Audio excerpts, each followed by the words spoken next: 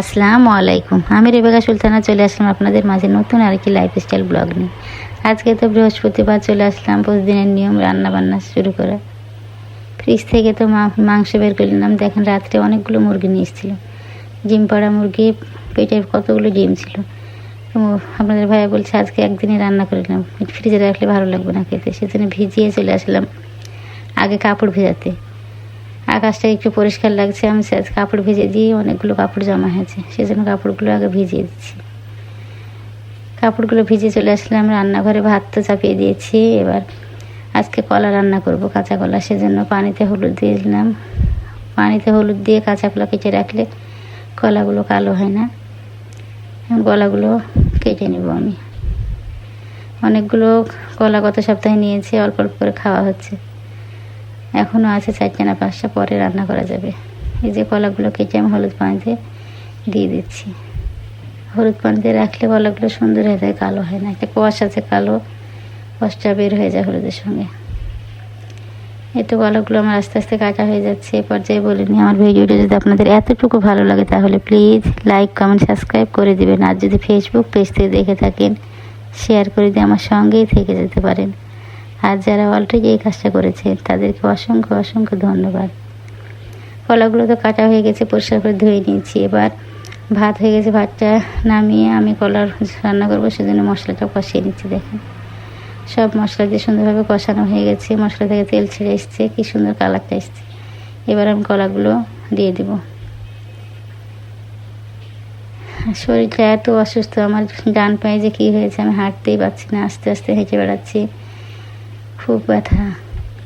তারপর তো সংসারের কাজ করতে হবে, যতক্ষণ না বিছানায় পড়ি ততক্ষণ সংসারের কাজ করে যেতে হবে, কষ্ট করে হলেও। একা সংসারে যেটা হয়। গলাগুলো সুন্দরভাবে কষিয়ে নিচ্ছি। এক পায়ে দাঁড়িয়ে আছি, আরেক পায়ে চাপ দিয়ে দাঁড়ালে অনেক ব্যথা করছে, সেজন্য খুব তাড়াতাড়ি রান্নাগুলো শেষ করে মনে হয় যে কখন যে এই যে বিছানায় শুবো। যতক্ষণ কাজ না শেষে ততক্ষণ তো কাজ করতেই হবে, কষ্ট হলেও কী আর করার। এই যে বড়িগুলো 2 দিন থেকে, বড়ি আর ধনিয়া গুঁড়াগুলো 2 দিন থেকে শুকালাম ছাদে। এবার তুলে নিব, সেজন্য কৌটাগুলো তো আগে থেকে ধুয়ে রোদে শুকিয়ে নিয়েছিলাম, তারপরে টিস্যু দিয়ে মুছিয়ে এবার বড়িগুলো তুলে নিচ্ছি একে একে। বর্ষার দিনে বড়ি, মশলা, শুকনো মশলাগুলো একটু রোদে না দিলে কেমন যেন হয়ে যায়। যে বড়িগুলো তো তুলতে কতবার আসলাম, কলাগুলো নাড়াচাড়া করে দিতে, কারণ নিচের দিকে লেগে যাবে। এই যে কলাগুলো কষানো হয়ে গেছে, আমি পানি দিয়েও কষিয়ে নিয়েছি। এবার গরম পানি দিয়ে দেব। গরম পানি দিয়ে ঢেকে দিয়ে আবারও চলে যাব। এবার ধনিয়ার গুঁড়াগুলো তুলে নিব, সেজন্য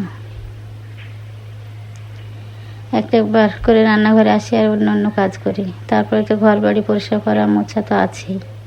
এই যে বড়িগুলো তোলা হয়ে গেছে আমার, চলে যাবো রান্নাঘরে। রান্নাঘরে কলাগুলো হয়ে গেছে, এবার নামিয়ে মাংসটা চাপিয়ে দেব। দেখেন কতগুলো ঝোল থাকতে নামিয়েছি, তারপরে পরে খাবার সময় তো একদম ঝোল নেই, শুকনা কটকটা হয়ে গেছে।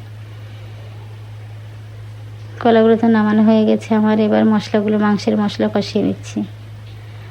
রাত্রে তো অনেক মুরগি নিয়ে এসেছিলো, মুরগিগুলো রাত্রে কাটতে কাটতে আমাদের 11টা বেজে গেছে। তারপরে তো গোসল টোসল করে দুজন মিলে নামাজ পড়ে তারপরে খাওয়া দাওয়া। সেজন্য বাটিতে মাংস যেটা রান্না করবো সেই বাটিতে রেখে দিয়েছিলাম, জিপে বের করে নিয়ে যে রান্না করছি এখন। এটা কি মুরগি যেন, সোনালি ডিম পাড়া মুরগি, খুব শক্ত। মুরগিটা নিয়ে এসছে। মুরগিগুলো তো আমি চাপিয়ে দিয়ে কষা আস্তে জাল দিয়ে আমি চলে যাবো আবার ধনিয়ার গুঁড়াগুলো তুলতে। কষানো হতে থাক, আস্তে আস্তে আসবো, নাড়াচাড়া দিব। আবার দিকে এই কাজগুলো না করলে তো হবে না। একে একে কাজগুলো করেছি। এদিকে তো বালতিতে কাপড় ভরাই আছে। তারপর আপনাদের ভাইয়া গোসল করতে ঢুকে দেখছে বালতিতে কাপড়, দেখছি যে আমার খুব শরীর খারাপ করছে, পায়ের খুব ব্যথা, তো দেখছি খেঁচে দিয়েছে। গোসলের আগে সম্পূর্ণ কাপড় খেয়েছে, বালতিতে রেখে খাওয়া দাওয়া করে অফিস চলে গেছে। এই তো আমার ধনিয়ার গুঁড়াগুলো চেলে আগে থেকে চালা ছিল, তারপরে রোদে দিয়েছি, আবারও চেলে রেখে দিলাম। সবগুলো তো সুন্দরভাবে তুলে নিয়েছি। এগুলো মেজে নিতে হবে, গামলা ট্রেগুলোর মাজা। তারপরে পানি শুকিয়ে গেলে তারপরে জায়গা মতো রেখে দেবো। এবার বিছানার চাদরগুলো আমি ঝেড়ে নিচ্ছি। শুক্রবারে রোদ হলে এগুলো তুলে নিতে হবে। অনেক দিন হয়েছে পাড়া, এইসব রুমে কেউ থাকে না, তো ময়লাও হয় না, সেজন্য তুলি না। শুক্রবারের দিন রোদ হলে আমি এগুলো তুলে কেচে দেবো। তারপরে চলে আসলাম আরেক রুমে। দেখেন ঘুম থেকে উঠে চলে গেছে গোসলে, বিছানা এইভাবে বেড়ে, বিছানাটা আমি পরিষ্কার করে গুছিয়ে নিয়েছি। এবার চলে আসলাম, মাংসগুলো দেখেন সুন্দরভাবে কষানো হয়েছে। মাঝে মাঝে এসে পানি দিয়ে আবার কষিয়ে নিয়েছি। এই তো তেল ছেড়ে এসছে, এবার আমি গরম পানি দিয়ে দিলাম। মাংসগুলো অনেক শক্ত, অনেকক্ষণ হচ্ছে রান্না করতে হবে, নাহলে সেদ্ধ হবে না। এবার আমি ডিমগুলো দিয়ে দেবো, অনেকগুলো ডিম। জিপে রাখলে পরে আর ভালো লাগে না ডিম খেতে, সেজন্য টাটকাই রান্না করে নিচ্ছি। বড় 2টা ডিমও পেটের ভিতরে পাওয়া গেছে, মুরগির পেটের ভিতরে। দেখেন এই যে এগুলো আমি রাত্রে অনেকগুলো ভাত আছে, সেগুলো ভেজে নেব ডিম দিয়ে। এই যে রাখা যাবে না, রাখলে শক্ত হয়ে যায়, খেতে আর ভালো লাগে না।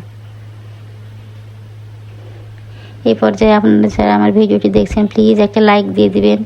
আপনাদের একটা লাইক আমার ভিডিওটা আরও অনেকের কাছে পৌঁছে দিতে সাহায্য করবে। এই তো মাংসটা আমি পাতিলে ঢেলে ইলেকট্রিক চুলায় দিয়ে দিয়েছি। তারপরে ওই কড়াই আমি বড়ি ভেজে নিচ্ছি, বড়ি ভর্তা করবো আজকে, সেজন্য নিচের দিকে কুচি কুচি যে বড়িগুলো ছিল ওগুলো আর রাখলাম না, বড়ি ভর্তা করার জন্য ভেজে নিলাম। এবার ডিমটা ভালো করে ভেজে লবণ পেঁয়াজ মরিচ ভেবে ভাতগুলো ভেজে নিচ্ছি।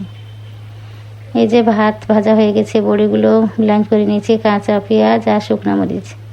এদিকে আমার মাংসটাও রান্না হয়ে গেছে। এবার জিরা গুঁড়া দিয়ে চুলাটা অফ করে দেবো। মাংসটা সেদ্ধ হয়ে গেছে সুন্দর। এই দেখেন কতগুলো কাপড় কেচে দিয়েছে। আপনাদের ভাইয়া এদিকে খাওয়া দাওয়া করে অফিস চলে গেছে। এখন আমি কাপড় মেলতে যাব, দেখছি বাইরে বৃষ্টি, অলরেডি বৃষ্টি শুরু হয়েছে। দেখেন টিনগুলো ভেজা। আপনাদের হয়তো জিনিস দেখায়, দেখেন নয়নতারা ফুল কোথায় হয়েছে, পাইপের মাঝখানে ওয়ালের পরে কি সুন্দর ফুল ফুটে আছে। কাপড় আর কি মেলবো, বৃষ্টি হচ্ছে। আসসালামু আলাইকুম।